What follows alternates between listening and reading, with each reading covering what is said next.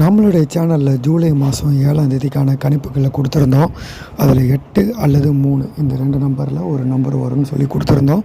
முக்கியமாக 8ஆம் நம்பரை பொறுத்தவரை சி போர்டு வரலாம், இல்லைனா பி போர்டு வரலான்னு சொல்லியிருந்தோம். இன்றைக்கான ரிசல்ட் 478. நமக்கு சி போர்டில் நம்ம நினச்ச மாதிரியே பாஸ் ஆகியிருக்கு. நம்ம கணிப்பு மூலமாக யாராவது வெற்றி பெற்றிருந்தீங்கன்னா ரொம்ப மகிழ்ச்சி நண்பர்களே. இன்னையோடு நம்ம சேனல் ஆரம்பித்து 11வது வீடியோவை நம்ம போடுறோம்.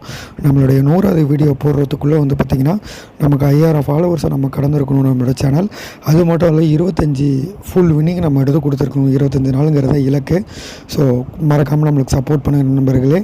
இன்றைக்கி இந்த வீடியோவில் பார்த்திங்கன்னா ஜூலை மாதம் 9ஆம் தேதிக்கான கேரளா லாட்டரியோட கணிப்பை தான் பார்க்க போகிறோம்.